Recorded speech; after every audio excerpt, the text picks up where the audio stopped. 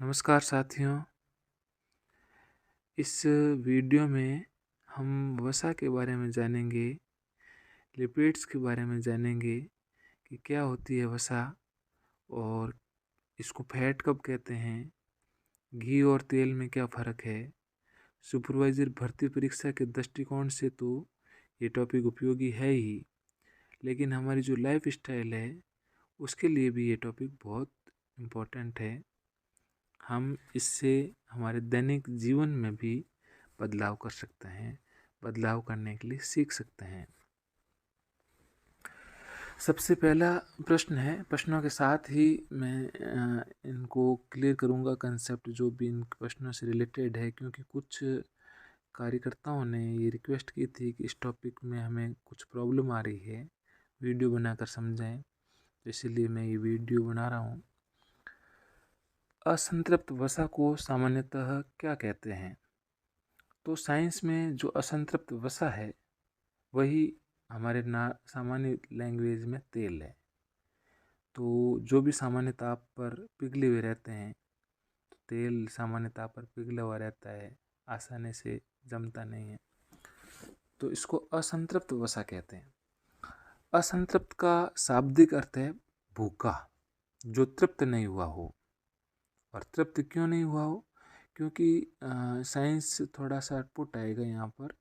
Science में जो hydrocarbons हैं उनमें कार्बन के साथ हाइड्रोजन लगते हैं।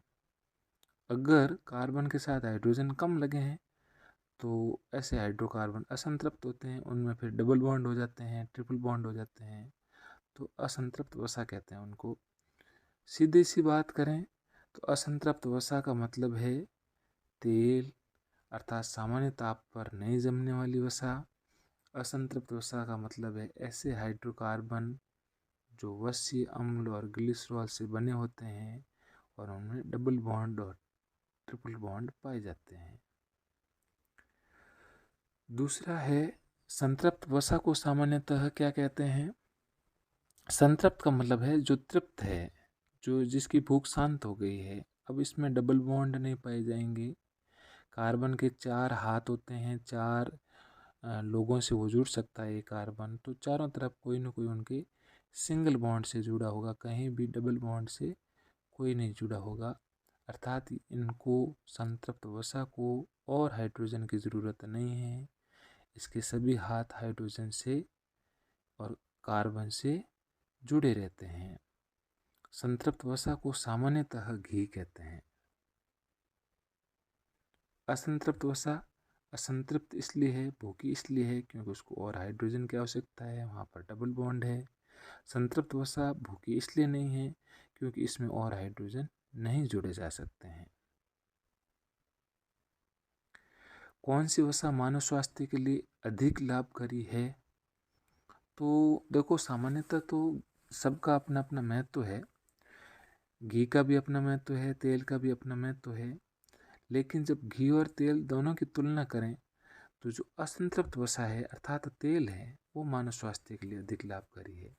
क्योंकि जो संतृप्त वसा है, घी है, इसमें जो चिपकने का गुण होता है, और चिपकने का गुण होने के कारण ये जो हमारे हृदय की दीवारें हैं, हमारे जो हृदय की जो धमनियाँ हैं या फिर शरीर की जो ब्लड वेसल्स है, उसके अंदर ये चिपकने वाला गुण होने के कारण वहाँ पर ये अवरोध पैदा करता है और फिर ब्लड अच्छे से फ्लो नहीं हो पाता है, तो ये इसलिए हार्ट अटैक के खतरे इससे बढ़ जाते हैं। तो इसलिए तेल अच्छा है घी की बजाय, लेकिन थोड़ी मात्रा में घी का भी अपना महत्व है। वसा के रूप में निम्न में से आप किसे प्राथमिकता देंगे? तो देखो, सबसे बेस्ट घी, देखो सबसे बेस्ट नहीं है, घी का आंसर नहीं देना है यहाँ पर। वो घी तो वैसे असंतृप्त से अर्थात तेल से भी कम गुणवत्ता होती है बॉडी के लिए। वसा के रूप में सबसे बेस्ट है ओमेगा 3 फैटी एसिड। आप और हमें वो तेल खाना चाहिए जिसमें ओमेगा 3 वसीय अम्ल सबसे ज़्यादा हो। अब आप कहोगे सर ये क्या बला है वसीय अम्ल?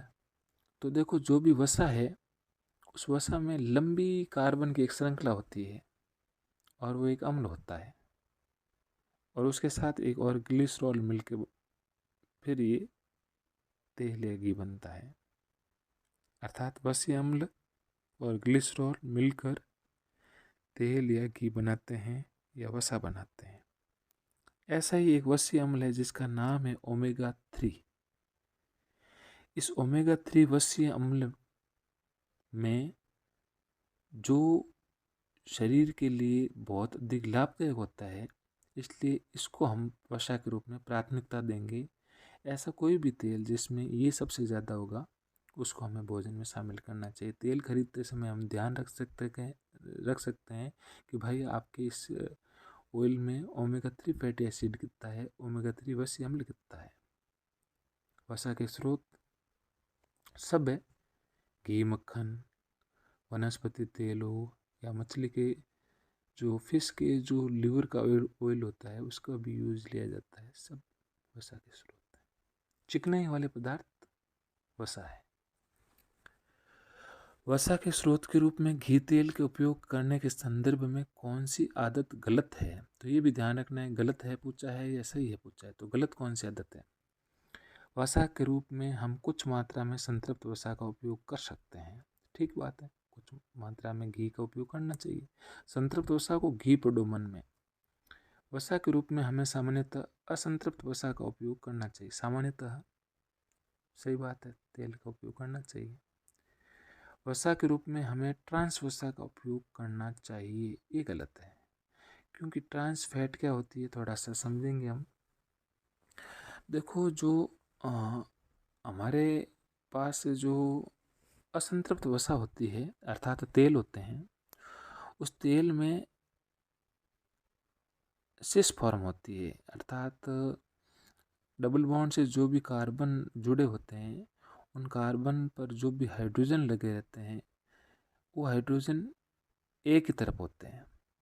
लेकिन जब इस तेल को गर्म करते हैं तो हाइड्रोजन विपरीत दिशा में चले जाते हैं।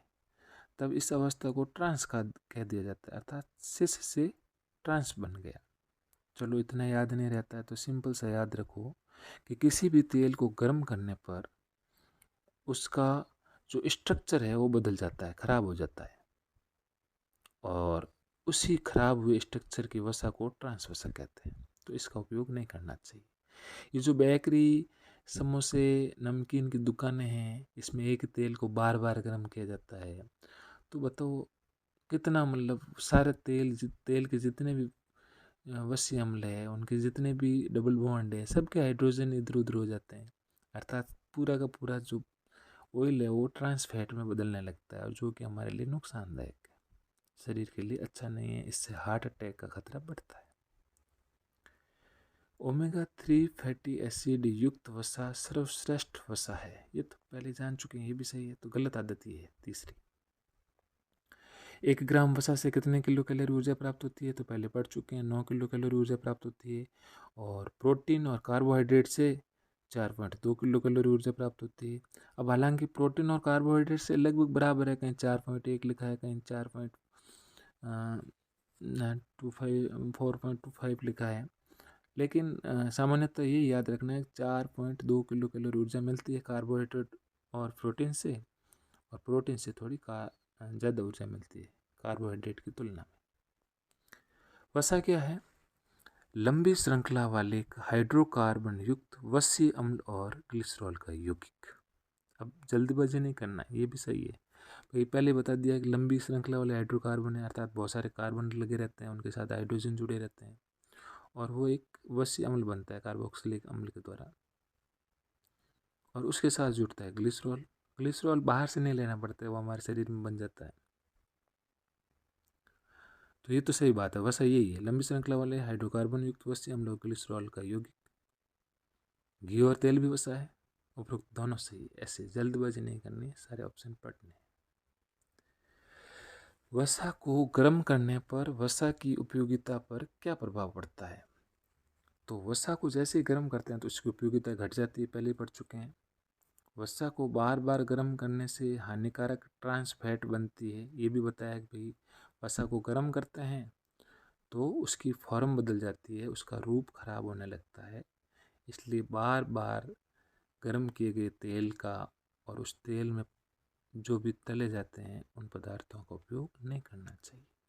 बेकरी, नमकीन उद्योग और मिष्ठान भंडारों पर निर्मित खाद्य पदार्थ ट्रांस फैट के कारण हानिकारक होते हैं। बिल्कुल ये बात भी सही है। और वसा को गर्म करने पर वसा की उपयोगिता घटती है और सब प्रभाव सही है। गलत क्या है? संतृप्त वसा सामान्यतः जंतुओं से प्राप्त होती है। देखो ये बात बिल्कुल सही है। संतृप्त का मतलब होता है घी, और घी कहाँ से पाया जाता है? जंतुओं से मिलता है।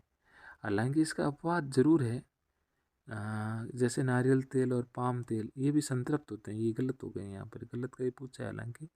लेकिन घी के साथ सामान्यतः ज़्यादातर मामलों में तो संतृप्त वसा जंतुओं से ही मिलती है, लेकिन जैसे नारियल तेल और पाम तेल से भी संतृप्त वसा मिलती है। इसको याद ही रखना है। असंतृप्त वसा सामान्यतः वनस्पति से प्राप्त होती है। तो असंतृप्त वसा का अर्थात तेल सामान्यतः वनस्पति से मिलता है। तिल, सोयाबीन, मूंगफली वगैरह वगैरह। मछली के तेल से असंतृप्त वसा प्राप्त होती है। अब देखो मछली को, देखो साइंस दो ही चीज़ों को मानती है, जंतु और पादप। अर्थात मछली के तेल से वसा जो प्राप्त होती है वो असंतृप्त होती है। जंतु होने के बावजूद, हमने पहले ऑप्शन में पढ़ा है कि जंतुओं से संतृप्त वसा मिलती है, अर्थात घी जैसी जमने वाली चीज़ें मिलती है। लेकिन मछली का तेल, मछली जंतु होने के बावजूद इससे असंतृप्त वसा प्राप्त होती है। उपरोक्त तीनों पॉइंट सही है 10वें प्रश्न में। लेकिन नारियल तेल और पाम तेल वनस्पति तेल होने के बावजूद संतृप्त वसा का उदाहरण है। पॉली अनसैचुरेटेड फैटी एसिड अर्थात अच्छा तेल क्या है? इसको PUFA याद रखो। दूसरे रूप में इसको याद रखो, सबसे अच्छा तेल। तेल तो है ये सबसे अच्छा तेल। तो जो अच्छा तेल होता है वो हमारे शरीर में कोलेस्ट्रॉल, अच्छे वाला कोलेस्ट्रॉल बढ़ाएगा। HDL कोलेस्ट्रॉल बढ़ाता है, हाई डेंसिटी लिपोप्रोटीन। और LDL कोलेस्ट्रॉल घटिया होता है, इसको जो हानिकारक होता है उसको घटाता है। ये भी बस सही बात है। अत्यधिक ओमेगा 3 वसीय अम्ल होने के कारण स्वास्थ्यवर्धक होता है। हाँ अच्छे तेल, ये भी सही है। अच्छा तेल वही माना जाएगा जिसमें ओमेगा 3 वसीय अम्ल सबसे ज़्यादा होगा। सभी सही है। PUFA, फिर इसको ऐसे याद रखना है कि PUFA का मतलब सबसे अच्छा तेल। तो तेल को साइंस में असंतृप्त वसा भी कहा जाता है। तो PUFA किस में पाई जाती है?